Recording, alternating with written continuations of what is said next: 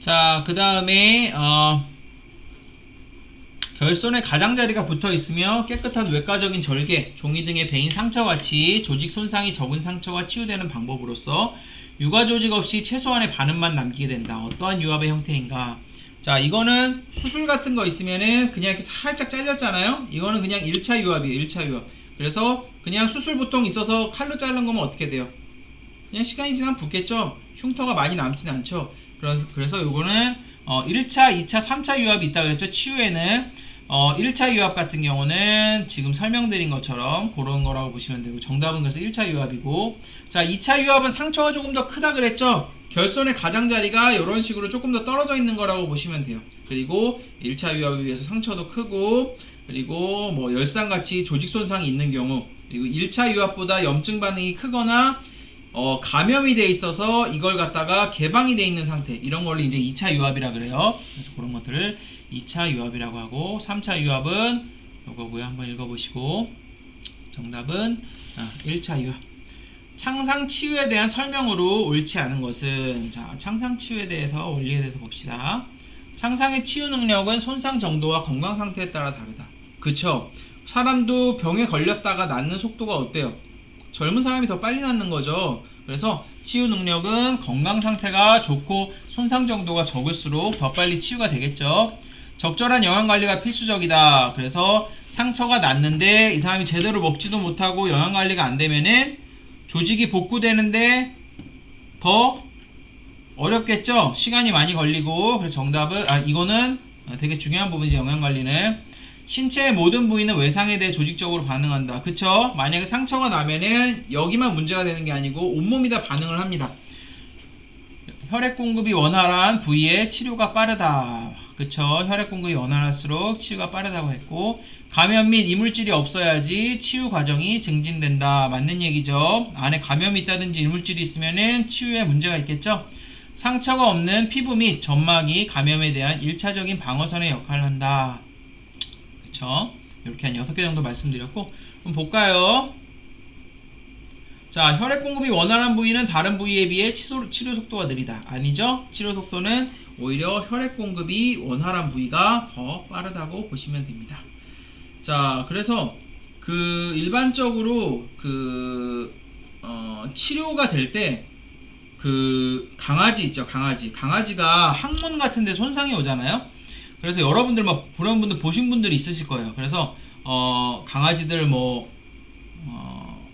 제일 많은 게 항문항염 같은 게 걸려갖고 항문에서 피가 나오거나 항문이 땡땡 붓거나, 여러분들 키우는 강아지가 그런 게 있는데 그 항문에 그렇게 손상이 되잖아요.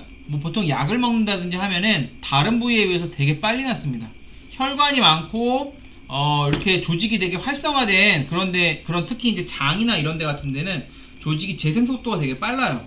그래서 그런 것들이 이제 하나의 이제 예라고 보시면 되고, 오히려 이제 혈액 공급이 원활하지 않으면은 빨리 가서 적혈구가 가고, 그 다음 다양한 염증 인자 물질들이 가고, 그 다음 회복시킬 수 있는 물질들이 가야 되는데 혈액을 통해서 그것들이 전달이 안 될 테니까 아무래도 치료 속도가 늦어질 수밖에 없겠죠. 창상 환자 내원 시 가장 먼저 해야 할 것은 상처 부위를 상모한다, 상처 부위를 드레싱한다, 상처가 몇 개인지 확인한다, 괴사조직을 제거한다, 진정, 진통제를 투여해 환자를 안정시킨다. 자, 뭐부터 하죠? 일반적으로 진정, 진통, 항생제 같은 것들을 먼저 투여를 해야 됩니다. 왜? 일반적으로 창상 환자가 왔으면 통증이 있고 흥분한 상태이고 그런 상태이죠. 그러니까 당연히 진정제나 진통제 등을 투여를 해서 환자를 안정시키는 게 좋겠죠. 정답은 1번.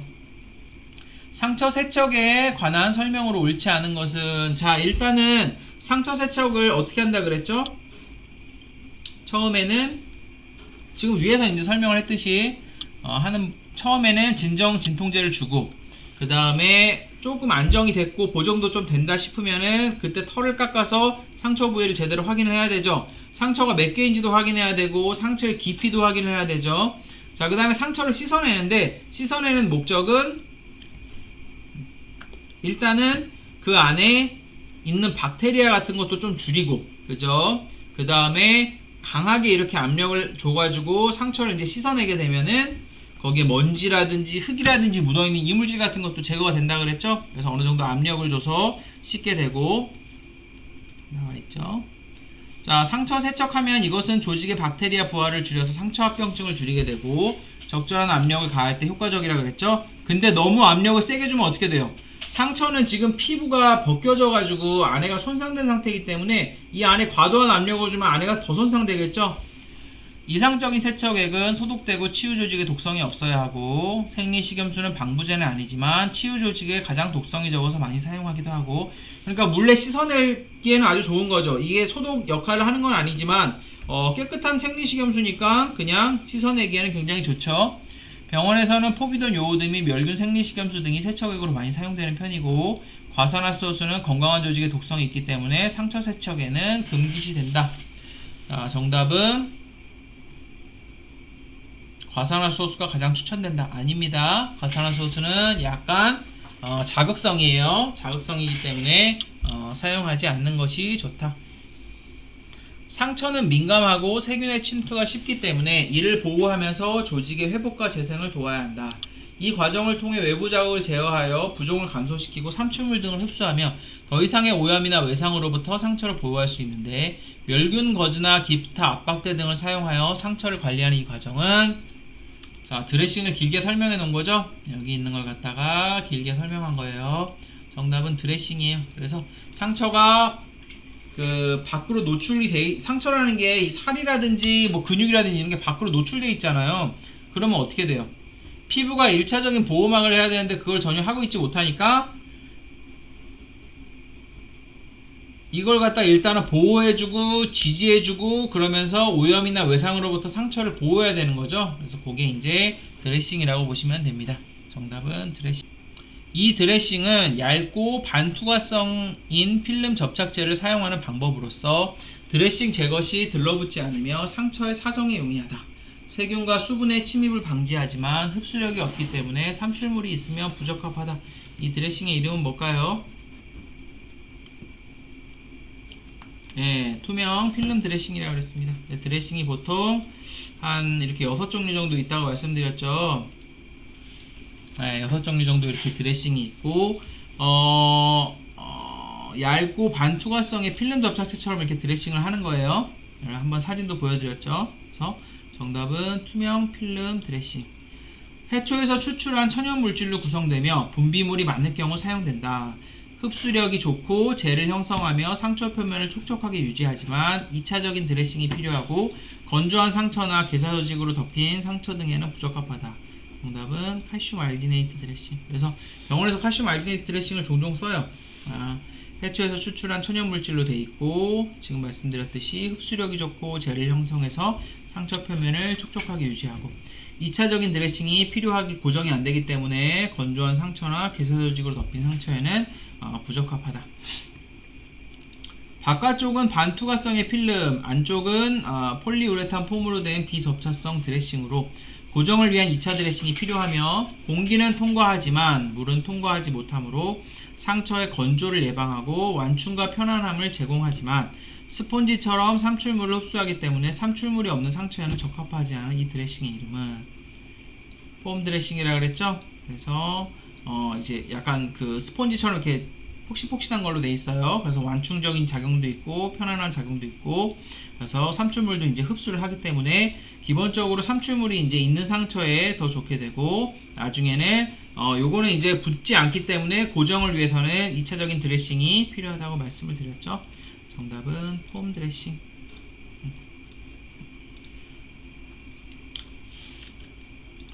친수성으로서 물과 결합하면 교질이 되는 물질의 성질을 이용한 드레싱으로 불투명하고 접착성이 있으며 공기와 물을 통과시키지 않는다. 얇고 납작한 드레싱으로 상처의 삼출물을 흡수해서 부종을 감소시키며 방수가 되고 부착 후 3일에서 7일 정도 유지가 가능하지만 감염 상처나 삼출물이 많을 때에는 사용하지 않는다. 이 드레싱의 이름은 하이드로콜로이드 드레싱. 네, 하이드로콜로이드 드레싱이라고 그랬죠. 이게 이제 물이랑 이제 결합을 하게 되면은 약간 교질 상태처럼 말랑말랑하게 돼요. 그러면서 이제 접착돼 갖고 상처가 치유되는 원리라고 말씀을 드렸죠. 이 드레싱은 지저분한 조직의 제거가 필요하거나 2차 유압이 필요한 경우 또는 청결하지 않은 상처에서 사용을 한다. 거즈는 멸균 식염수 및 항균 용액을 적신 후 사강이 없도록 상처 안에 채워넣고 젖은 드레싱이 건조되면서 상처의 파편과 게서적이 거즈 내로 흡수된다. 습기 있는 드레싱을 건조 드레싱으로 거푸며 건조되기 시작하면 드레싱을 교환한다. 이 드레싱은 어떤 형태의 드레싱인가? 자, 드레싱이 형태별로 드라이 투 드라이, 이거 보통 거즈 드레싱을 이렇게 구분을 해요. 드라이 투 드라이가 있고 웨트 투 웨이 있고 그 다음에 웨트 투 드라이가 있어요. 그래서 드라이 투 드라이는 말 그대로 이제 상처가 잘 났고 삼출물이 별로 없고 굳이 뭐 습윤하게 해줄 필요가 없으면 드라이 투 드라이를 사용하고 웨트 투 웨이는 청결하고 개방적인 상처가 있는 그런 육아 표면에서 보통 이제 사용을 하게 되고 말 그대로 웨이시 젖는다는 거죠. 그래서 드레싱을 이제 적셔갖고 하고 한다고 생각하시면 되고 웨트 드라이 같은 경우는 이제 적신 다음에 그 위에 그 습기 있는 드레싱을 갖다 건조 드레싱으로 덮어서 하는 형태라고 보시면 됩니다.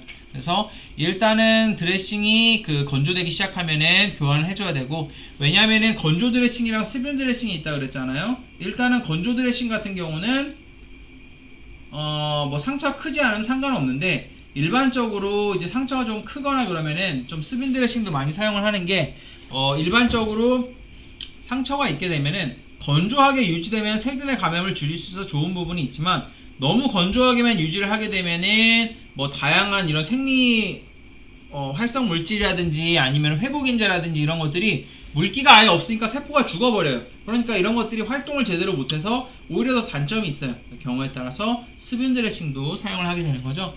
지금 여기서 설명한 드레싱은 뭐죠? 바로 웨트 드라이를 설명한 거죠. 정답은 1번입니다. 정답은 웨트 드라이 드레싱.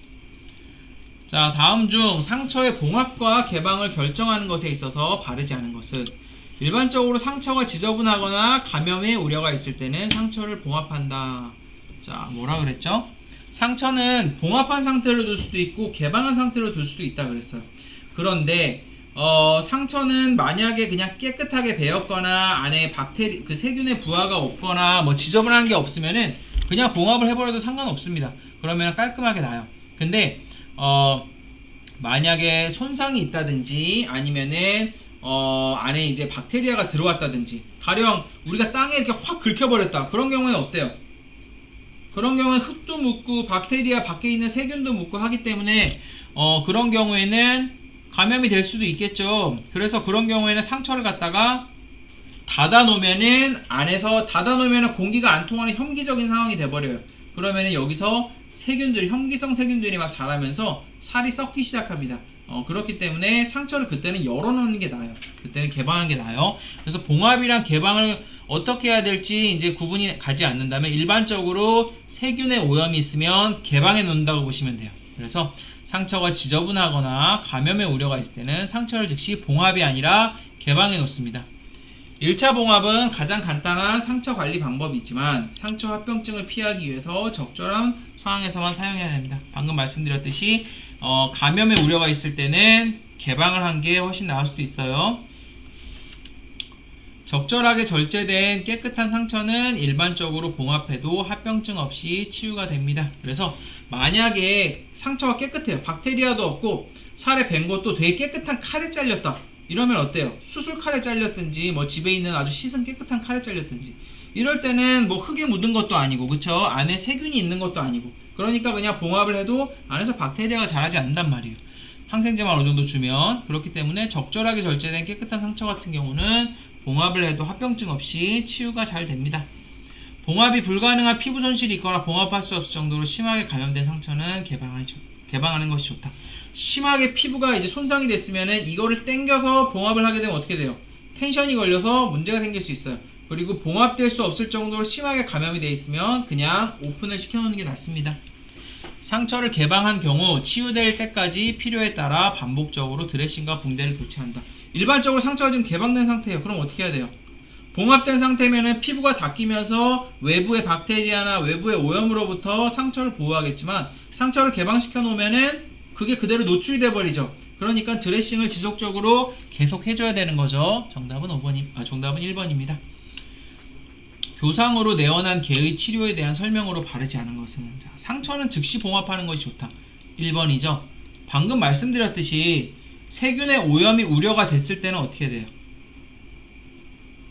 그때는 개방하는 게 더 좋을 수도 있어요. 근데 교상이 있을 경우에는 이빨 속에 박테리아가 있는 경우가 많다 그랬죠. 그러니까 이걸 갖다 즉시 봉합을 하게 되면 안에서 박테리아가 자라요.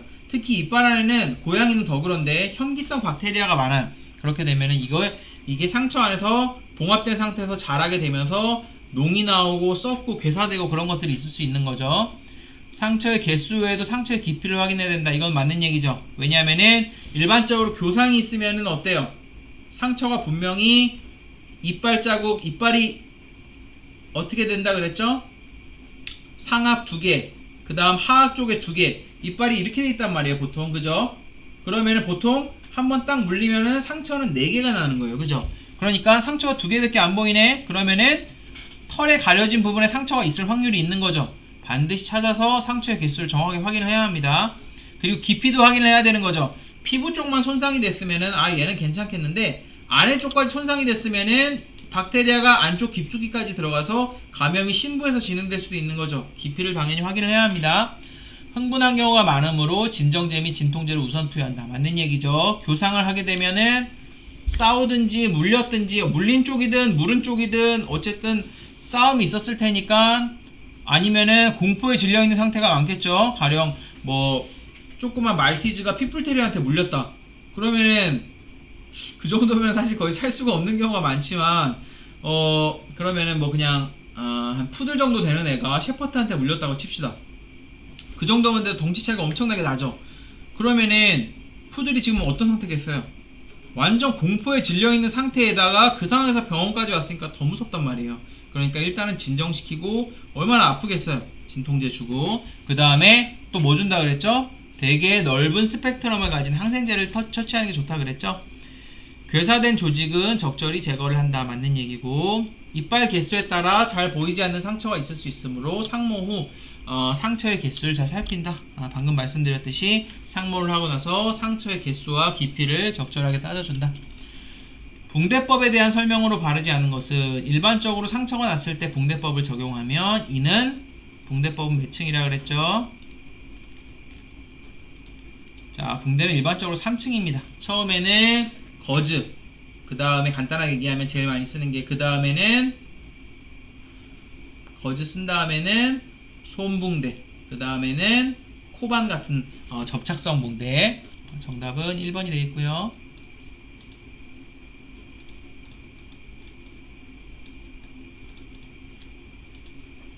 붕대는 상처가 난 부분을 드레싱하여서 고정을 시킨다. 그쵸? 붕대는 드레싱한 후에 상처가 이제 난 부분이 있으면은 드레싱 하고 나서 거기는 이제 고정시키는 거죠.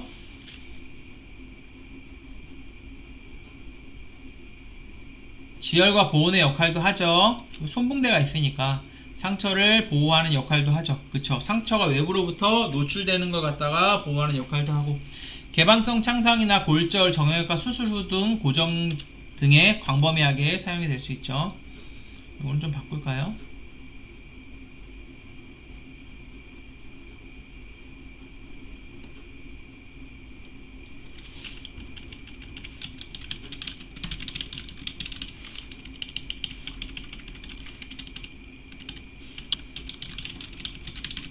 이 정도로 바꿉시다. 다음 중 흉부와 복부에 상처가 있어 붕대를 하는 것에 대한 설명으로 바르지 않은 것은 자, 흉부, 복부 붕대할 때는 어떻다 그랬죠? 일단은 왔다 갔다 하는 경우가 많다 그랬어요. 그래서 팔이라든지 다리에 걸어주는 게 좋다고 말씀드렸죠? 팔이 아니고 앞다리. 그래서 앞다리나 뒷다리를 활용해서 붕대를 고정한다. 이건 맞는 얘기죠.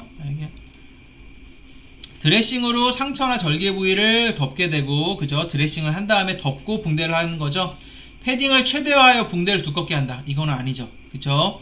패딩을 최소화해서 붕대가 미끄러지는 걸 방지해야 된다 그랬죠. 왜냐면은 가슴이나 흉부 같은 데는 고정해주는 데가 없으니까 물론 팔다리에 걸기는 하지만 왔다 갔다 할 수 있단 말이에요. 그럼 붕대가 풀어져서 드레싱이나 상처 부위가 노출될 수 있죠. 앞다리나 뒷다리에 비해 붕대가 잘 고정되지 않는 부위라고 했고 점착성 붕대를 통해 고정시킨다고 했고 앞다리나 뒷다리를 활용해서 붕대를 고정한다 그랬고 정답은 2번.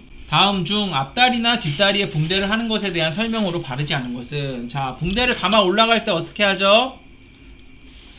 처음에 원위에서 근위 방향으로 올라가는 거죠. 원위가 뭐죠? 몸의 중심에서 원 부위예요. 그럼 내가 만약에 앞다리를 갖다 붕대한다 그러면 어떻게 돼요? 붕대를 여기서부터 고정해서 올라가는 거죠. 이 위쪽으로, 그죠? 방향이 이쪽으로 가는 거예요. 그죠? 그러면은 이쪽이 어디예요? 내 몸의 중심에서 멀리 떨어져 있으니까 원위란 말이에요. 원위에서 시작해서 근위로 간다고 보시면 됩니다. 그래서 붕대를 여기서 시작해서 발끝으로 가는 게 아니고 발끝에서 시작해서 중심부로 오는 거예요. 그래서 근위에서 원위 방향으로 붕대를 합니다. 정답은 1번이에요.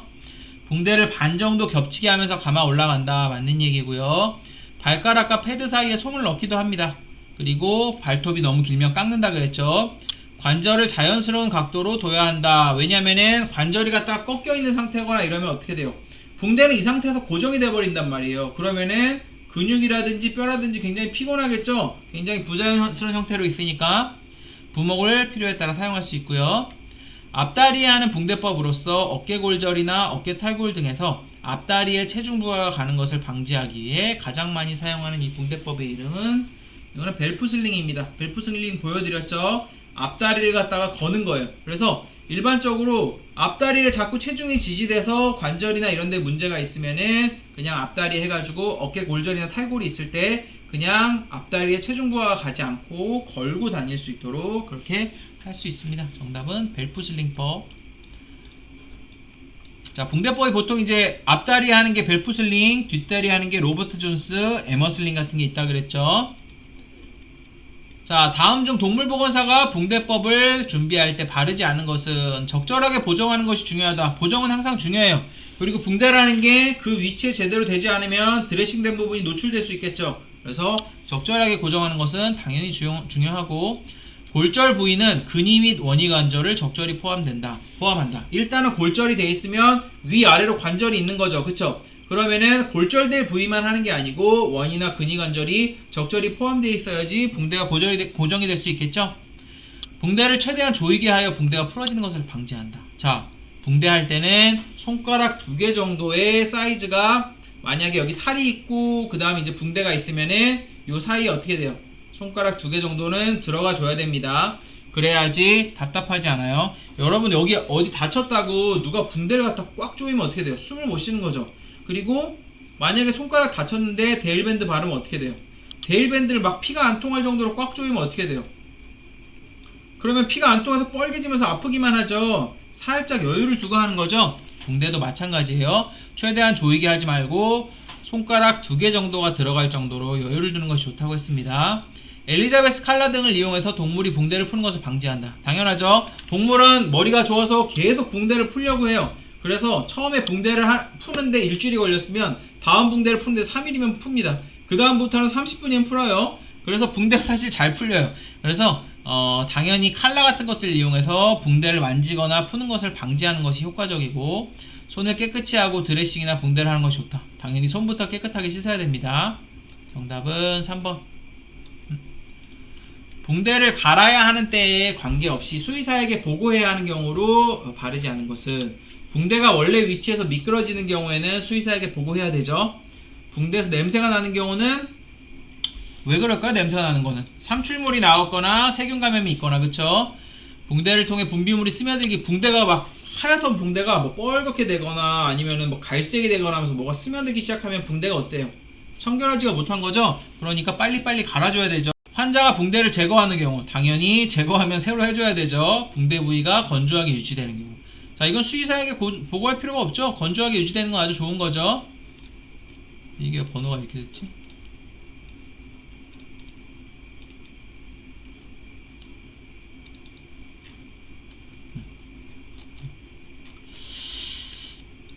자, 재활간호에 대한 설명으로 옳지 않은 것은, 자, 재활간호에 대해서는 제가 말씀 안 드렸지만 한번 그냥 보면서 익혀봅시다. 어떤 원인에 의해 신체적, 정신적 기능이 약화되거나 상실된 동물에게 적절한 재활 서비스를 제공하여 기능을 회복시키는 특수간호의 영역이다. 맞는 얘기고요. 통증 감소, 염증 완화, 근육 위축 방지, 심폐계 증진 등의 목적이 있다. 자, 우리가 근육이라든지 이런 데 잘 쓰지 않게 되면은 통증이라든지 수술 때문에 쓰지 않게 되면 약화되죠. 그래서 그런 것들도 강화시켜주고 통증 같은 것도 줄여주고 그 다음에 심장이나 폐의 활동도 조금 올려주고 수술 후 회복, 근골격근 손상, 디스크 통증 완화, 마비, 보행장애, 순환장애 등에서 많이 활용이 되고 있고 맞는 얘기고요. 통증 평가나 영양 간호 등이 동시에 이루어져야 합니다. 신체 재활 중심이며 심리적 재활은 포함되지 않는다. 일반적으로 재활이라 그러면은 신체 재활, 뭐 운동시키는 거, 마사지하는 거, 치료하는 거 다 해당이 되고 심리적인 재활 같은 경우도 포함이 돼요. 그래서 놀이치료라든지 심리치료라든지 뭐 행동교정 같은 것까지 다 폭넓게 포함이 됩니다. 우리가 건강이라고 하면 신체적인 건강뿐만 아니라 정신적인 건강도 이야기를 하는 거거든요. 그래서 사람이 멀쩡해도 뭐 정신적인 막 문제가 있다고 하면 우리가 그 상태를 건강한 상태라고 하진 않습니다. 재활도 이제 마찬가지예요. 신체적으로만 건강하기 위해서 하는 것이 아니고 심리적인 부분까지 재활을 해준다고 생각하시면 돼요. 상품명으로서 특수한 재질로 만든 탄력성 밴드이다. 다리 저항 운동 등에 사용이 되며 끌기 및 당기기 훈련에도 사용된다. 색깔별로 강도 및 신장력이 달라서 색깔로 구분이 가능한 이 밴드의 이름은, 이거는 뭐냐면 테라밴드라는 밴드예요. 테라밴드. 테라밴드라고 해서 이런 밴드가 있어요. 이게 이제 사람들 뭐 요가를 한다든지 아니면 운동할 때 할 때도 사용을 하고 개에서도 사용을 합니다. 개에서도 이렇게 사용을 하고 색깔에 따라서 신장력이 달라요. 그래서 어떤 색깔 같은 경우는 잘 안 당겨지고 어떤 색깔은 쉽게 당겨지고 아령도 무게 있듯이 이 밴드도 신장력이 조금씩 다릅니다. 그래서 정답은 테라밴드입니다.